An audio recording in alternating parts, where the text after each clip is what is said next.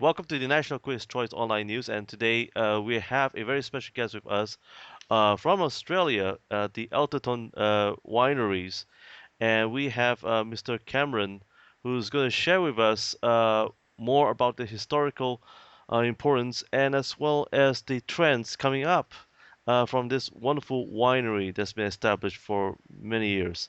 Mr. Cameron, thank you for joining us here at the National Quiz Choice. Thank you, Robin.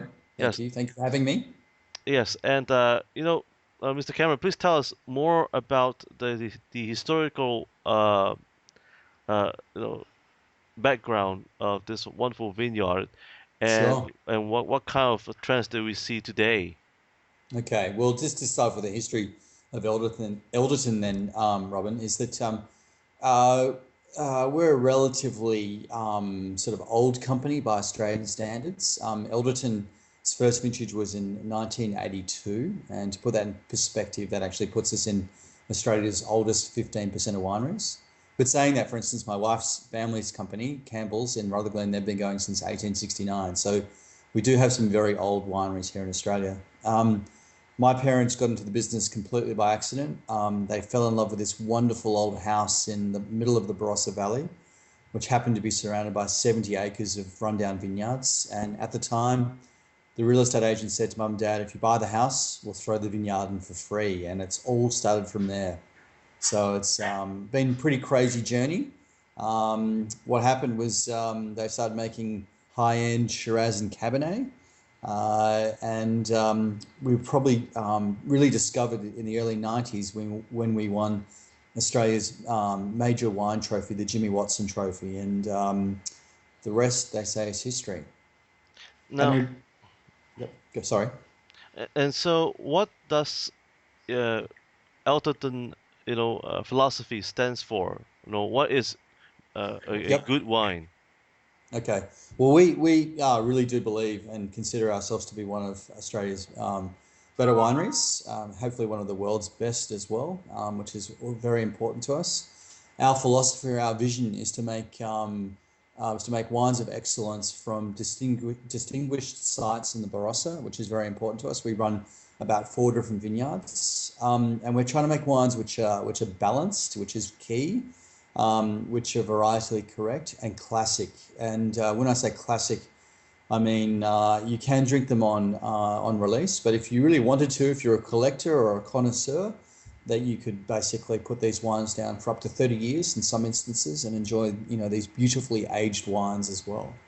Now, it's interesting that your winery is run on some principles on environmental sustainability, pardon me. Yes, Robert. Can you elaborate more on this issue because you seem to believe in carbon emissions and solar power. Yeah, well, my brother and I, we're trying to do something here that will go through to the next generation, and we strongly believe that we need to be environmentally friendly to do that. And so we have a whole lot of initiatives. So we do a number of organic and biodynamic. We have a number of organic and biodynamic projects in our vineyards to grow the best fruit that we can, because we strongly believe that you need to have great fruit to make great wine. We're the second winery in Australia just by a couple of weeks to be sort of carbon neutral, which means we measure all of our greenhouse gas emissions, and then we plant around about 7,000 trees every year to offset those emissions, which is all good. We have a solar electricity system, which we're about to double in size to basically mean that outside vintage, our winery will be electricity self-sufficient. And we also recycle all of our water here at the winery. So 11 months of the year, we're water self-sufficient, which water in Australia is a massive issue, and we don't have enough, and we try and preserve as much of it as we can. We're also regenerating our waterways, so we're planting trees along the waterways, just to bring them back to their natural health, which is very, very important. It's all little bits and pieces just to make a better place, that so our children can inherit something much, much better. Hmm. Now, could you explain to our viewers about the issue of biodynamics and why is it so important for your company to get Okay. involved? Okay, well, let me just stress first, We're not going for certification. We like to have the flexibility, but it's all about, I suppose, just having minimizing the amount of inputs, sort of non-organic inputs into the vineyard to make sure that you have the best fruit that you can produce. Biodynamics, a lot of people say it's organics on steroids, and it originates from Europe in the early 1900s. And it's about, if you take it to the nth degree, it can be quite wacky, and we don't sort of take it to the nth degree. But for us, it's about not using any chemicals in those vineyards, which we say are biodynamic. And it's about using certain solutions which basically have cow and horse manure in them as natural fertilizers, just to make sure that soil health is excellent, to make sure that we grow the best fruit that we can. Now, speaking about having the best, you know, in the world and even for Australia, could you tell us more about the trends that's happening in the Australian wine industry today and moving forward? What's happening in Australia right now is crazy. We now make wine in 60, or there are 64 officially recognized GIs or appellations. Most of them I wouldn't know, which is really bad. There are now more than 2,500 producers in Australia. But saying that, the top four companies produce more than 90% of Australia's wine. So we are quite top heavy in terms of the big companies. We're the seventh largest wine producing wine country in the world. But saying that, there are companies like Elderton, which are tiny. We represent 0.0001% of Australian fruit that's processed. And there's companies like Elderton that go out there doing things by hand in the old-fashioned way, doing things properly in the vineyard, making sure we have the best wine. And we see ourselves a lot differently to a lot of other Australian wineries. Saying that, there's a lot of Australian wineries just pushing out very generic type wines, but that's not what Elderton's all about. For us, it's about making these handcrafted wines which offer a point of difference. And if there's one criticism of the Australian wine industry right now, is that there's a lot of bland wine coming out. But if you dig behind those big four companies, there's a lot of very exciting stuff coming out of Australia, from all these different regions, making some great, great wine.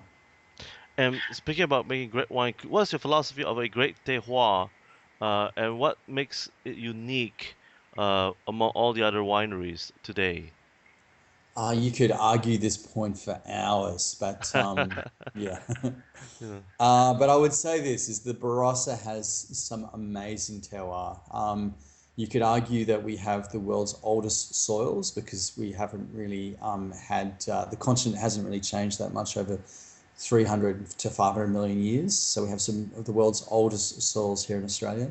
We're very fortunate in the Barossa that, basically altitudes anywhere between 200 meters and sort of 500 meters. Where Elderton's at, where for our main iconic vineyards, we're around about 280 meters above sea level.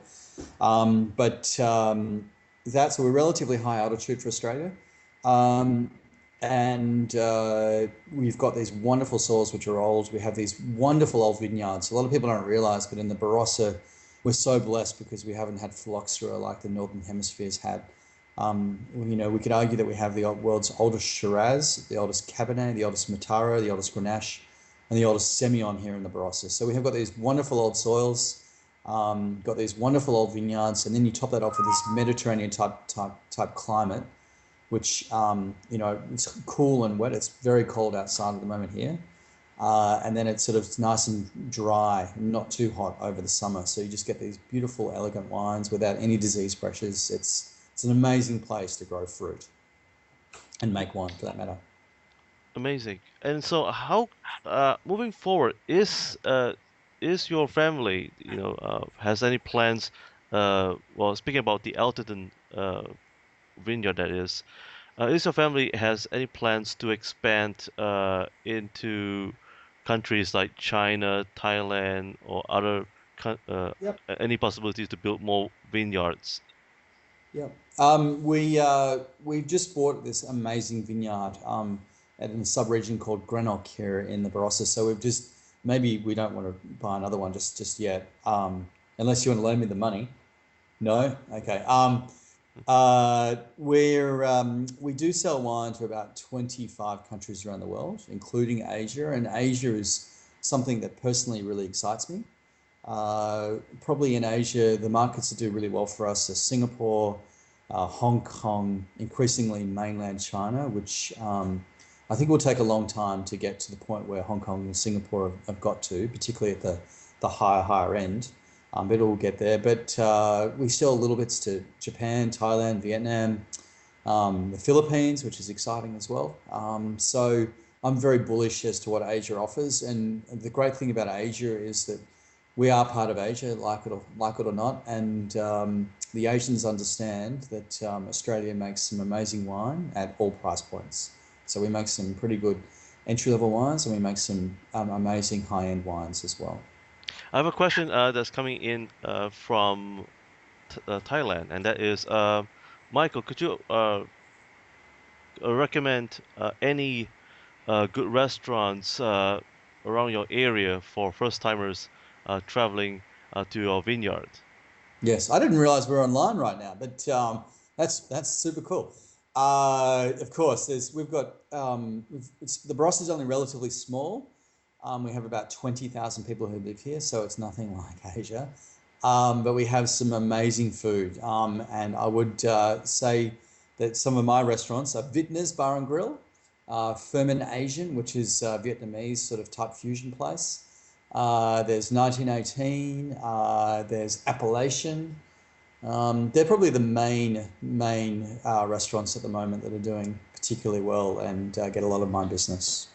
Uh, and so, So, okay, that's great. And another question that's coming in from Indonesia, and that is, what is your favorite uh, food pairing in Asian cuisine so far with your wines and Asian cuisine? I like red vinegar pork ribs with Grenache.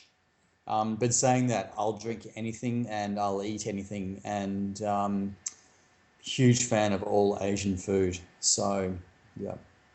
Another question that's coming in that is from Cambodia. That's interesting. Uh, Mr. Cameron, could you It's a market we're not in. uh, We're Cambodia, not in. Cambodia like to ask this question, and that is, Mr. Cameron, could you tell us how often do you do your wine tastings, and how long does it take to mature? Okay. I'm assuming that's at the winery.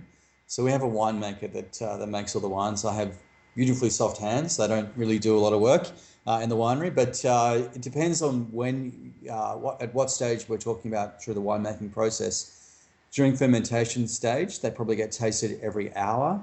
And then depending on the wine and for how long it's been in barrel, might be every month that we look at the wines just to make sure that they're going along at the rate that we expect them to go at, and that there are no issues with the wines. That's it's very important. And the second part of the question, I'm sorry, I forget what that was. The Uh, second part of the question is that how long does it take from a raw product and then Oh, yep. Well, yes. yep. Sorry. That really depends on the wine that you're making.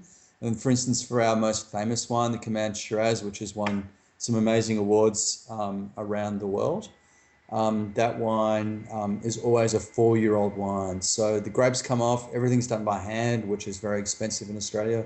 Not many wineries do that. Goes through fermentation, which takes a week or 2 weeks, depending on which batch it is. Then it goes into barrel for around about 30 to 36 months. So that's a long time. And then it's in the bottle for a year before it's released. So it's 4 years that before the wine comes out. So it's not cheap to make wine that way, but that's how we like making our high-end Shiraz. And another question that is coming in from Malaysia, and that is, Mr. Cameron, how long does it take to certify a good wine? Is there such thing as a certification process? No, in Australia, we don't really have a classification system apart from one region, Rutherglen, where they classify the quality of their fortified reds. But in the Barossa and every other region, that doesn't really take place. It's sort of you're allowed to do whatever you want as long as you put it on the label. And it's just basically after that, it's word of mouth and the critics that look at your wines and say, that's a good wine, that's a bad wine. And hopefully, in almost all instances at Elderton, we only make good wines. So there's not really a classification system or a certification system in Australia, or a formal one at that. And so, moving forward, what's next for the Elderton Winery? Good question. Good question. What's next for us is just keep doing what we do well. So, and that is make wines from the various subregions of the Barossa and strive for excellence. So, just keep making great wine, selling great wine. I think in the future we may have a restaurant or something like that on site, but that's sort of 5 or 10 years away. But in the meantime, it's just trying to build a business and make great wine for my kids and for my brother's kids to take over. That's it's very important to us. Uh, So w- one last question that is coming from Singapore, that is, and one of your favorite customers. Uh, in Si- this question is directed to Mr. Cameron himself, and that is, today we have wines that's been packaged in plastic bottles, tin cans, as well as even screw caps. Does how does that affect the industry and as well as quality of the okay, wine? I love these questions because there's a lot of misinformation that is going out there. In terms of plastic bottles, you cannot keep wine in them longer term. Normally, the shelf life is anything less than 6 months, and they're normally meant for very fast-moving consumer goods, so or sporting events. So I'd recommend if you have wine in a plastic bottle that you drink it almost straight away. In terms of alternative closures and Stelvin closures, at Alderton, we are basically putting all of our premium wines under Stelvin. And the reason for that is that Stelvin technology is about 30 to 40 years old, originates from France, and it's almost a fail-proof system. You're always, almost certainly assured that the wine will not have random oxidization or will not have cork taint. Because even with the gains made in the cork industry recently, there are still percentages of wines which suffer from random oxidization or cork taint. And as a producer, it's so soul destroying seeing these wines that are destroyed and you paid so much money for and they don't work. There's one massive fallacy under cork taint in that basically people say the wines don't age under screw cap. They do. And I've had many examples of wines going back 30 years where these wines have developed quite beautifully under screw cap. And if it was such an effective technology, I always argue that they'd use it on the space shuttle, but they don't because these closures let air in. So don't be afraid to buy high-priced Australian wine under Stelvin or under screw cap or any under alternative closure. I just think that you can put quality wine under these closures. Oh, and speaking about that argument, I have another question that is one of the sommeliers from Singapore, and that is, Mr. Cameron, if the screw cap is effective, how is it that the French claim that the cork itself could fetch a higher premium and is able to mature the wine because of its natural manufacture of the cork versus a screw cap. Yeah, yeah. As I said again, there's been cork that's been around for around 400 years. There's a lot of vested interest Oops. in the cork industry that being very protective. I'd have to say this is that I love corks as well. I have lots of wine in my cellar that has corks in. I love pulling the cork out. It's very romantic. But I always get so upset when these wines don't show well or are corked. It's so soul destroying, and you can't take these wines back. we did a recorking exercise at Elderton recently for some of the wines we made during the 80s, and there was a massive instance of cork taint and random oxidization in these bottles. And for me, that just showed it up. Even with the gains that have been made in cork recently, sourcing better cork, putting better solutions over the corks, they're still susceptible to cork taint. And I'd always just go back to the answer in my previous point, in that a great cork, that's fantastic, it's all good, but it still has a likelihood to fail. And I mean, we've made a decision, which it's a slow process, trying to convince the French, some of the Americans, and particularly mainland Chinese, that screw cap is just as good, if not better. But it's just people like me going through and talking to people one person at a time to try and convince them of the merits of alternative closures. Don't be And afraid. Don't be afraid. now, what would you recommend this coming year in 2013 and 2014? What are your wine tastings like for mid-range and high-end wines? 13 was an interesting vintage in Australia. It was a record vintage. Uh, the whole country produced 1.83 million tonnes, which sounds a lot.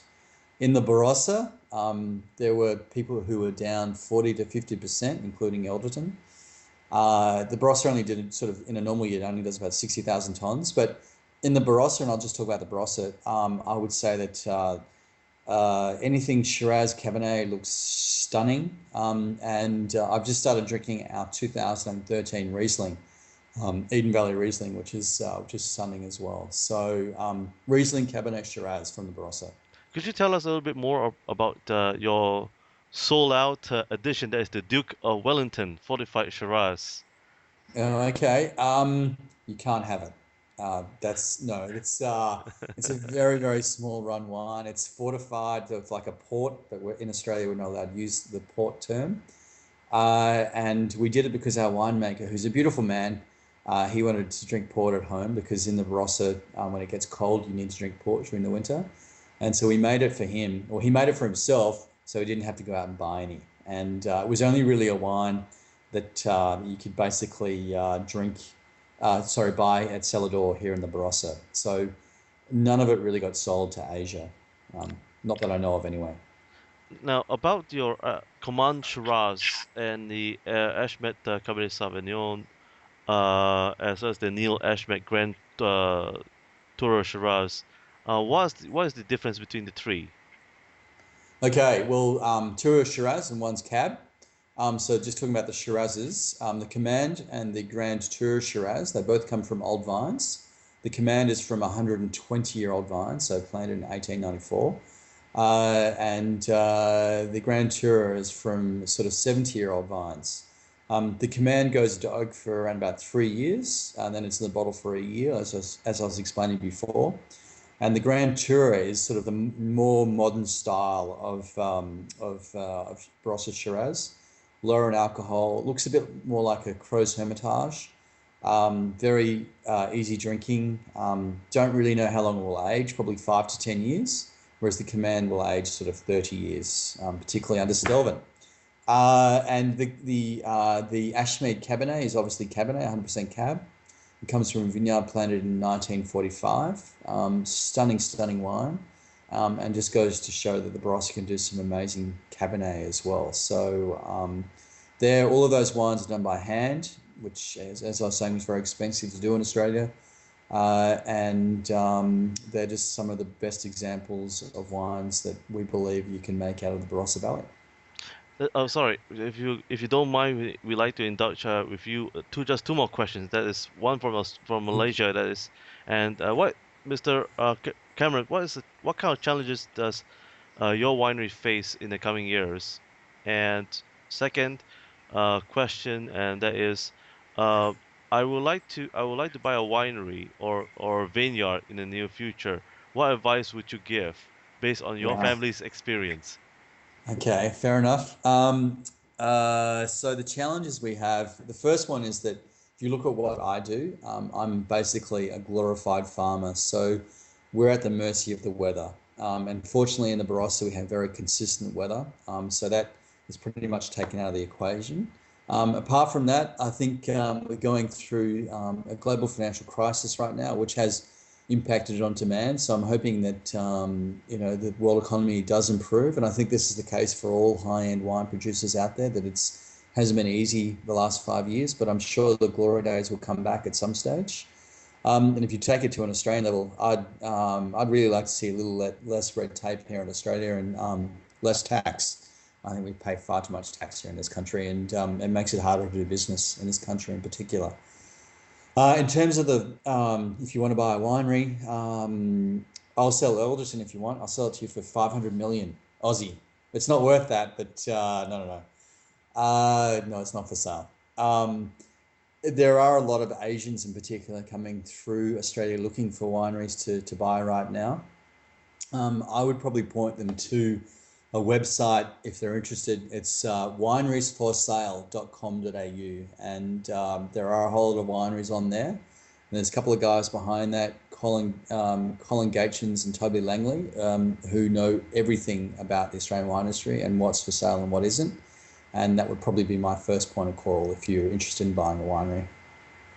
And so right now, we would like to thank you, Mr. Cameron, for joining us here at the National Critics' Choice. And I think that if you allow me, I just have just one question for you, and that is, if you have a magic wand right now, what would you wish for? I've got it right there. What would I wish for?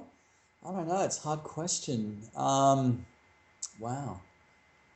I'd ask for a really good dim sum restaurant in the Barossa Valley. We don't have good dim sum here. I have to travel to Adelaide which is about 70 kilometers away to eat good dim sum. But that's what I'd wish for right now. Yeah. Well, once again, thank you for joining us here at the National Critics' Choice. And folks, this program is sponsored by the Hilton International Hotels, and we hope to see you again very shortly. Thank you. Thank you, Robin. And thank you, Hilton. Cheers.